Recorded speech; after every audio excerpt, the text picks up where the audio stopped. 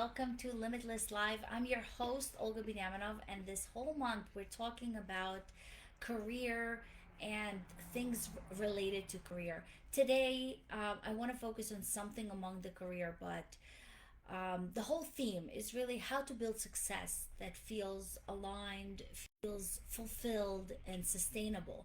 So, last week we talked about building your professional brand, how to stand out, and how to shine with your brand. This week, I want to talk about one step further, how to grow in your career without actually losing yourself to burnout. We live in a culture that glorifies the grind, late nights, constant productivity, and really endless goals. But what if true success isn't about climbing further, but it's actually climbing with purpose and with peace? Success without fulfillment is the ultimate failure. This is what Tony Robbins always says. So today I want to redefine success and talk about the balance between healthy ambition and toxic hustle. And I want to explore how to keep your well being intact while actually advancing yourself in the career. So let's start with, what does success mean to you personally? So many of us are chasing something that someone else's defines, the title, the promotion, the bigger paycheck. But if we're not careful, we can reach the top of a ladder, but only to realize that it's actually leaning against the wrong wall. True growth doesn't always mean upwards. Sometimes it just means inwards. It might be just mastering your craft, just creating an impact, or simply having more time with your family. Success is not one size fit all. It's about alignment. For some, it's leading a team. For others, it's having the freedom to do work that matters, but on their own terms. I know professionals who left corporate careers not because they failed, but because they outgrew the version of success that they once chased. So that's what Redefine Success is about.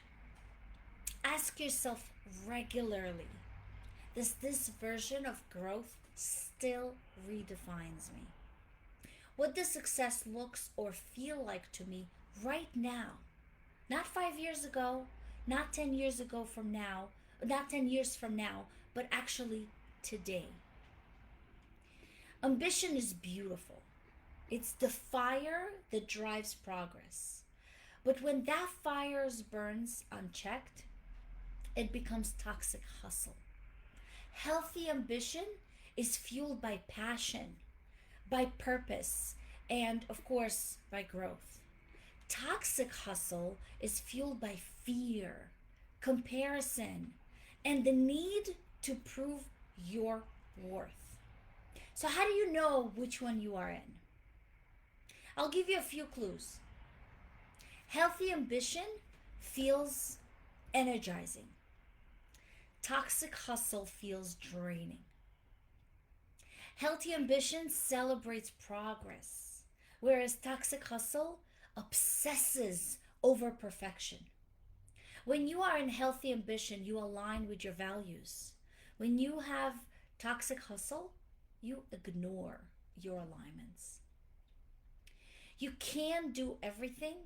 You can do anything, but you cannot do everything. I'll repeat it again. You can do anything, but you cannot do everything. Repeat that to yourself. You can do anything, but not everything. You can grow in your career and still rest. You can be ambitious and still have boundaries. Success without self care is not success, it's survival. You deserve more than just survival. Now, let's talk about the practical side. How do we grow without burning out? It comes down to managing not just your time, but managing your energy. Time management is important, but it's about what you do. Energy management is about how you feel while you're doing it. You can schedule every minute of your day, but if your energy is depleted, you won't produce the best work. I'll give you three strategies that can help you thrive sustainably. First is most important in my eyes: set clear boundaries. Your time is your most valuable currency. Protect it fiercely. Say yes to what aligns with you. Say no without guilt to what drains you. Second one is to prioritize recovery as much as you prioritize productivity. What I mean is that rest is not a reward, it's a requirement. Take short breaks, disconnect after work, and have a true day off. And the third one is plan your day around your natural energy peaks. If you know that you are most alert and most productive in the morning, do your creative or strategic work in the morning. If you know that you're a night owl and you work better at night, then do those very creative work at night. Save emails and routine tasks for when your energy actually fades off. When you work with your rhythm instead of against your rhythm, you'll find yourself achieving so much more with much less stress. None of us climb alone, or at least we're not meant to climb alone. Behind every great leader, there is a network of support. And that network could be mentors, sponsors, advocates. Redefine them clearly. Now, a mentor is someone who guides you. They share wisdom with you, they share perspective. A sponsor is someone who promotes you. They mention your name in the room that you are not in. And advocates also support you, but they remind others of your value and your potential. Each of these play a different role, but very powerful role in your journey. So if you don't have mentors yet, start by identifying the people who inspire you. Reach out with genuine curiosity, not just a request. And if you are in a position to mentor someone else, do it. It's one of the most fulfilling form of leadership.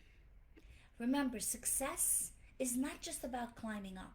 It's about lifting others as you rise. Now let's talk about something that makes many of us uncomfortable. Asking for what we are worth. Whether it's a raise, a promotion, an opportunity, or any way that you approach something that you want to be compensated for. The way you approach that matter is very important. And the framework that I love are the three C's: clarity, confidence, and contribution. Clarity is what you are asking for and why. Be specific. Are you asking for a title? Are you asking for a salary demand? Are you asking for more responsibilities or less responsibility? Be clear about what you're asking. Number two is confidence. Communicate your value without apology. Replace "I think I deserve" with "based on my results and contribution, I would like to discuss the next steps for growth." Communicate what you are worth. And number three, contribution. Focus on impact. Frame your request around how your growth benefits the team or the organization that you're working with. And remember, timing matters. Schedule a meeting when you can have an uninterrupted conversation. Bring data, bring examples, and a calm, self assured tone. You are not begging, you are building. And if you're listening to this right now, pause for just a moment and ask yourself, what does success mean to me in this season of my life? Where am I pushing too hard, or where can I create more ease? Who can I reach out to this week for mentorship or for support? And what one boundary I can set to protect my energy? Remember, you are allowed to be ambitious and balanced.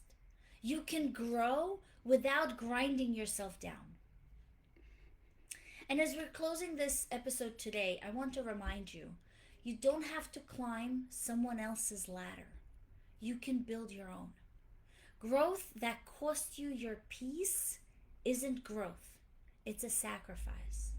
And you deserve success that feels joyful, aligned, and sustainable. So this week, focus on one small shift. Maybe it's just saying no to an extra project, or finally asking for that raise, or just simply taking a real rest day. You can do anything, but you can't do everything. Thank you for joining me on my Limitless Life podcast. Next week, we'll wrap up the career month with a powerful episode on how to reinvent yourself and how to thrive without change and transitions. And until then, keep shining, stay limitless, and remember, you are the author of your own definition of success.